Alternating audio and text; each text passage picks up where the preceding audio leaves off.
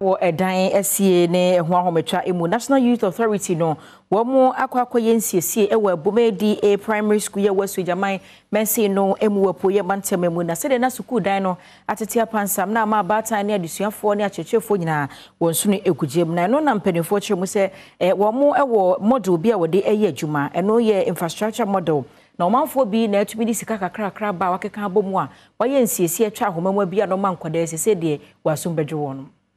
NCC Adwumadi a National Youth Authority aye ewo Abume D primary school a ewo Sojaman mensini mu ewo epoye mantem mu no sesei wonom enya classroom blocks for kra teachers common room head teachers office and ICT center said the be beboa ama adesuafo no nimdie ewo computer mu no akonkan chief executive officer with the National Youth Authority ano Pius Enam Hajide ene amani boni nkomo twetwe mu no ene wode to adwumakuo wo man mu nyina anim se wonom anti National Youth Volunteer Program no echi said the be wonom adwuma no ebetumi akonkan ebra wonom ede edan a wosiese ne foforo yi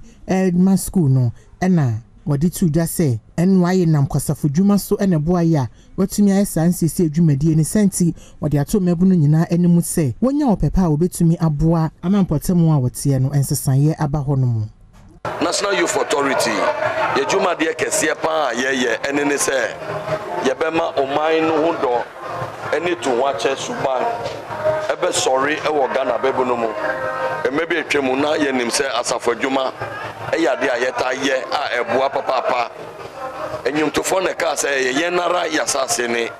nananom aye omode afi de eto yen ebebunu no susu yeso ye be ye de no edien eni yeso ye de no ye de no enye sebi da bia ye sorry na ye complaining na sebi atemdidie nkuya eni adapatwa ye de ne se ye we nyina awie no yankasa so ye be eto yen ho ache na yenso ya boa na yeman no atumpon obi biara entumi mfiri baabi awa oba onuna oba be yeman ne yema yankasa ganafo ene betumi ama Ghana abeye krabehwe